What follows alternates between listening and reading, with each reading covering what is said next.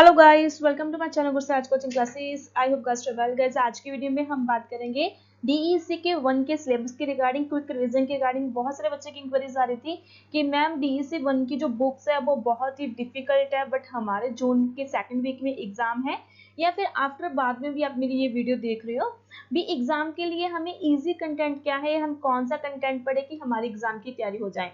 तो ये वीडियो अगर आप अभी देख रहे हो या फिर आप बाद में नेक्स्ट ईयर देख रहे हो, तो सबके लिए मोस्टली जो डीईसी का सिलेबस होता है वो सेम ही रहता है। तो इस वीडियो में मैं हिंदी मीडियम में डीईसी 1 का पूरा जो क्विक रिवीजन है, आपका सिलेबस है फर्स्ट बुक का, वो कवर अप करेंगे। सो वीडियो को लास्ट तक बने रहना। अगर आपको ये वीडियो अच्छी लगती है तो वीडियो को लाइक करके चैनल को सब्सक्राइब करना, क्योंकि डीईसी 2 की एंड डीईसी 3 की वीडियोस भी आपको मिलेगी इसी चैनल पे। सो वीडियो स्टार्ट करते हैं। देखिए गाइस, जो डीईसी 1 बुक है, 1 बुक के जो मान के चलो ब्लॉक्स बोल सकते हैं या फिर लेसन बोल सकते हैं, तो टोटल आपके 7 ब्लॉक्स या 7 लेसन है जिसमें से आपको एग्जाम आएगा। तो रैंडमली पहले हम एक बार टाइटल या फिर लेसन की नेम चेक कर लेते हैं कि क्या क्या आपको एग्जाम में आएगा। आफ्टर दैट हम बाद में वीडियो में उसकी इंट्रोडक्शन भी चेक करेंगे। फर्स्टली मान के चलो, बाल अनुरक्षण व विकास, जैसे introduction to child care and development. इसमें एक बात ये है कि मान के चलो बहुत सारे बच्चों ने हिंदी मीडियम रखा है, बट जो पंजाब से कैंडिडेट है उनको ज्यादा जो अच्छे वे में वो पंजाबी समझ आती है, हिंदी बहुत कम समझ आती है। तो आप अगर आपका हिंदी मीडियम है तो कुछ जो वर्ड्स आपको हिंदी में नहीं आते तो आप उसको इंग्लिश में लिख सकते हो। अगर आपको इंग्लिश में समझ आता है तो आप इजी मीनिंग लैंग्वेज को यूज कर सकते हो।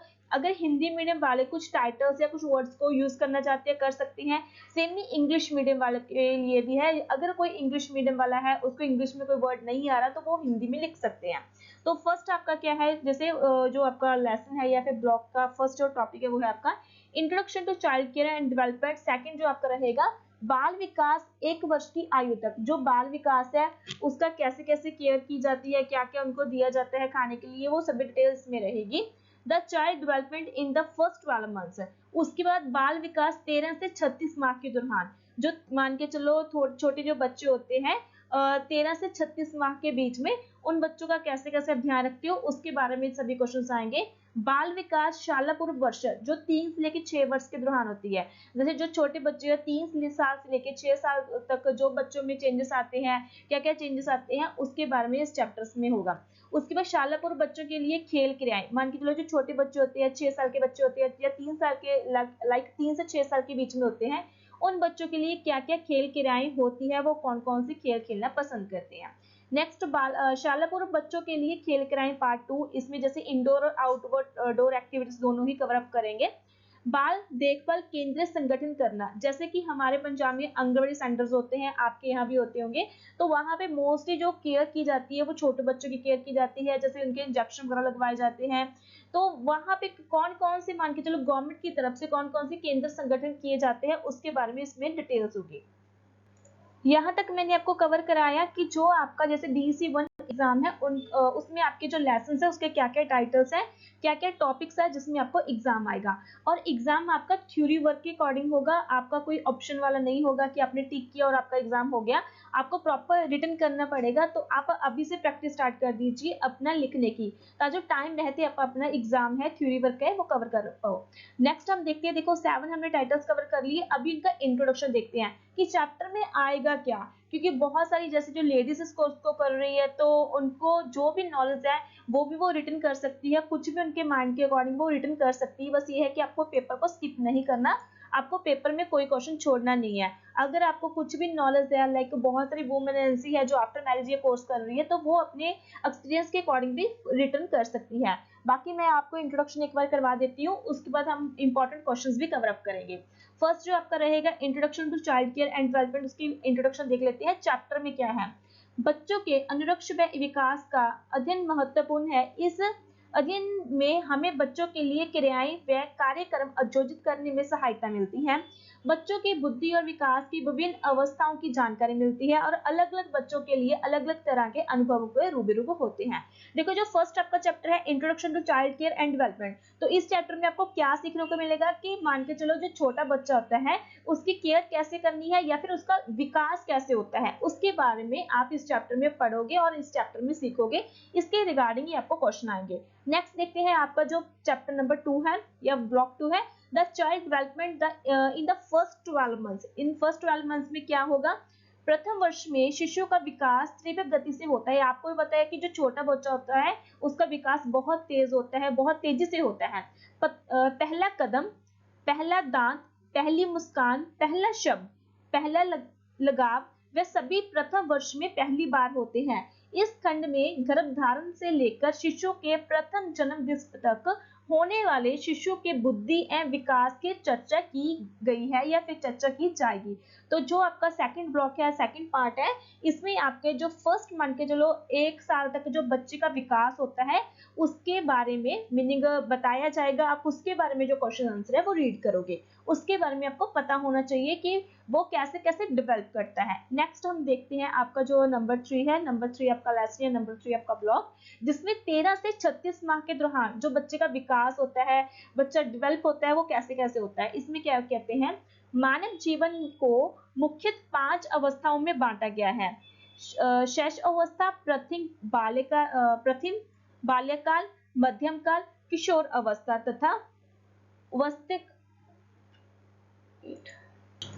वयस्कता अवस्था। पहले से तीसरे जन्मदिन की अवधि अर्थात 13 से 36 माह की अवधि में जब बच्चे पैदल चलने की कोशिश करते हैं तो उनके पैर पास पास ना पड़कर फासले पर पड़ते हैं और उनकी चाल अनियमित होती है, किंतु धीरे धीरे वे सभी प्रकार से चलने योग्य हो जाते हैं।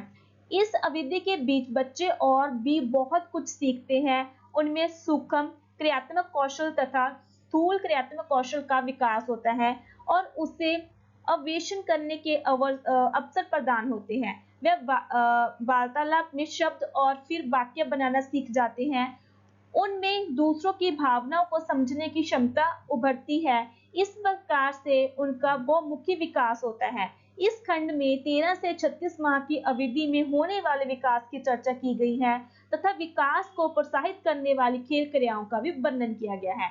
तो इस चैप्टर में आप देखोगे 13 से लेकर 36 माह तक जो बच्चे मान के चलो पैटर्न चलना सीख जाते हैं, उनमें क्या क्या चेंजेस आती हैं, क्या क्या उनका विकास होता है, कैसे कैसे वो अलग अलग प्रकार की क्रियाएं सीखते हैं, बोलना सीखते हैं, मम्मा पापा कहना सीखते हैं, जो भी वर्ड्स आप उसको बोलते हो, अनदर और बहुत सारी ऐसी चीजों के बारे में उनको पता चलता है जो कि उनका इन्वायरमेंट होता है। जो जैसे वो घर में रहते हैं वैसे वैसी चीजें वो सीखते जाते हैं। नेक्स्ट देखते हैं नंबर 4 आपका ब्लॉक। इसमें देखते हैं the child development during pre school years. जैसे हम प्ले वे क्लास बोलते हैं, जब बच्चा 3 साल का हो जाता है तो हम उसको प्ले वे क्लास में डाल देते हैं। वहां पे वो एक्टिविटीज भी सीखता है, बच्चों के संग वो बहुत थोड़ा टाइम स्पेंड भी करता है।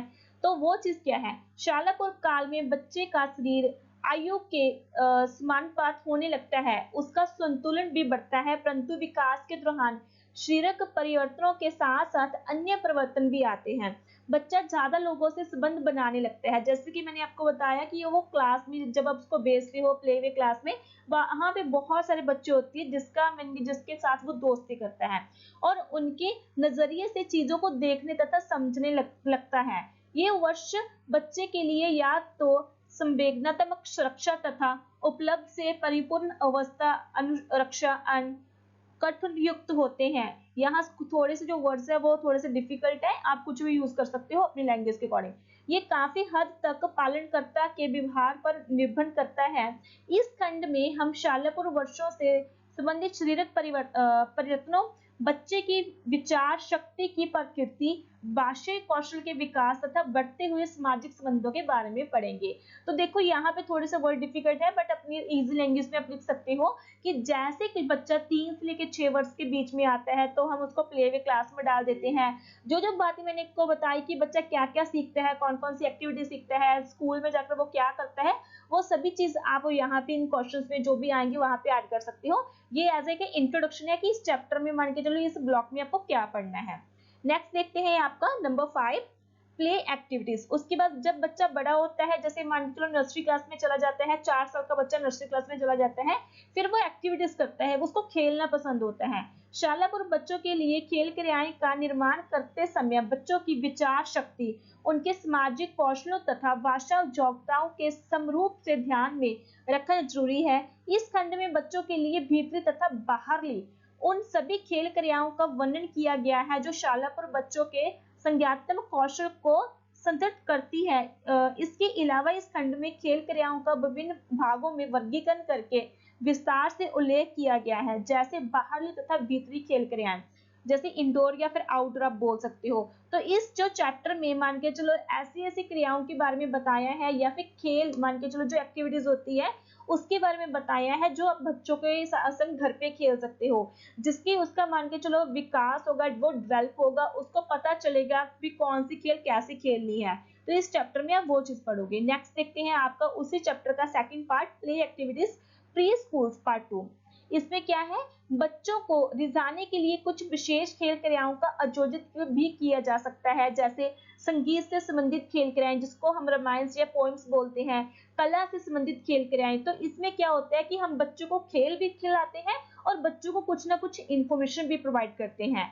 जैसे कि मान के चलो जो अल्फाबेट होती है ए से लेकर जेड तक होती है, तो उसमें भी बहुत सारे बाल गीत बने होते हैं। तो जब बच्चा बाल गीत सीखता है तो उसके अकॉर्डिंग वो कुछ ना कुछ जो थ्योरेटिकल वर्क होते हैं वो भी सीखना स्टार्ट कर देता है। तथा कहानियां से बच्चा बहुत कुछ सीखता है।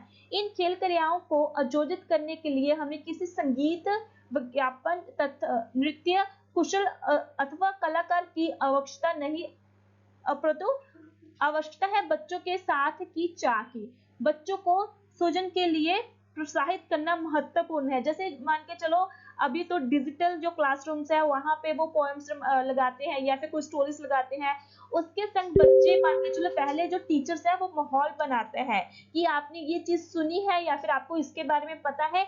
आफ्टर वो फिर जो मिनी कहानी है या स्टोरी है या कोई भी बाल गीत है या फिर कुछ भी है, फिर वो प्ले करता है। तो उसमें क्या होता है, बच्चा अच्छे से इन्वॉल्व हो जाता है और उसको सीखने की जो चाह होती है वो बढ़ जाती है। तो इस चैप्टर में यही है कि एक्टिविटीज के अकॉर्डिंग आप सीखोगे। नेक्स्ट वाला जो आपका 7 जो चैप्टर है, इसमें क्या है, जैसे बाल देखभाल केंद्र संगठन करना, जैसे कि मैंने आपको आंगनबाड़ी सेंटर का बताया, जो छोटी छोटी जो प्रोग्राम्स होते हैं जिसमें बताया जाता है बच्चों की सुरक्षा के बारे में, बच्चों की देखभाल के बारे में। बाल देखभाल केंद्र संगठन करने के लिए सबसे पहले पाठ्यचर्या की योजना बनाई जाती है, जैसे हम बोल सकते हैं कि क्या क्या उसमें होगा। फिर उसके बाद दीर्घकालीन तथा अल्पकालीन लक्ष्य निर्धारित किए जाते हैं, जैसे जो मान के चलो प्रोजेक्ट हम बोल सकते हैं इसको इंग्लिश में, कि प्रोजेक्ट्स बनाए जाते हैं जिसमें पता चलता है कि कितना खर्चा आएगा, कौन कौन इसको करेगा। उसके बाद जो लॉन्ग टर्म के लिए होता है या फिर जो शॉर्ट टर्म के लिए होता है, और विभिन्न आयु के बालकों के लिए अलग से अनुसूची बनाई जाती है। जैसे कुछ जो बाल कैसे होते हैं जो नॉर्मल नहीं होते, तो उनके लिए अलग से बनाया जाता है। केंद्र के लिए जगह की व्यवस्था करके उन संस्थान को ये पता नहीं क्या लिखा किया जाता है। बच्चों के अनुरूप खेल सामग्री उपलब्ध करानी चाहिए, रिकॉर्ड व रजिस्टर बनाना चाहिए, अंत में मूल्यांकन करना अति आवश्यक है। इसलिए हम बच्चों के माता पिता को भी शामिल कर सकते हैं। इस खंड में केंद्र स्थापित करने के लिए सभी प्रकार की क्रियाओं का विस्तार से वर्णन किया गया है। तो इसमें क्या है कि जैसे मैंने आपको बताया कि जो भी मान के चलो देखभाल केंद्र संगठन करते हैं, कोई भी प्रोग्राम लॉन्च करते हैं, तो उसके लिए सबसे पहले वो एक पाठ्यक्रम करते हैं जिसमें बताया जाता है कि लॉन्ग टर्म कौन सी है, शॉर्ट टर्म कौन सी है, कैसे कैसे वो आपको इन्फॉर्मेशन प्रोवाइड करेंगे या कैसे कैसे वो बच्चों की देखभाल के लिए प्रोग्राम आयोजित करेंगे। नेक्स्ट हम देखते हैं, ये आपके 7 ब्लॉक्स कंप्लीट हो चुके हैं। DECE 1 जो एग्जाम देने वाले कैंडिडेट्स हैं इन हिंदी मीडियम में, ये 7 चैप्टर है, 7 ब्लॉक्स है, जिसमें से मैंने आपको टाइटल कवर अप करवा दिए हैं और इंट्रोडक्शन भी कवर अप करवा दी है कि आपको एग्जाम में कौन सा टॉपिक्स आने हैं, आपको एग्जाम में रिटर्न क्या करना है, इसके रिलेटेड ही आपको सभी जो क्वेश्चंस आएंगे। समटाइम क्वेश्चंस आपको डिफरेंट आता है, आपको समझ नहीं आता, बट जो चीज आप पढ़ के जाओगे एज अ ब्लॉक्स के अकॉर्डिंग आप वही चीज उसमें ऐड कर सकती हो, उसके आपको डेफिनेटली जो मार्क्स है वो मिलेंगे ही मिलेंगे। फिर भी लास्ट में कोई वर्ड्स छूट गया हो तो आप कवर अप कर सकते हो। आफ्टर अगर आपको कोई भी वर्ड से मान के चलो डिफिकल्ट लगा, आप उसमें अपनी लैंग्वेज से ऐड कर सकते हो। नेक्स्ट वाली जो वीडियो है DC2 की या फिर इसकी इंपॉर्टेंट क्वेश्चन आंसर की भी हम लेके आएंगे। सो चैनल को सब्सक्राइब करके वीडियो को शेयर करना है फ्रेंड के साथ जिनका DEC का एग्जाम है। Okay guys, bye bye.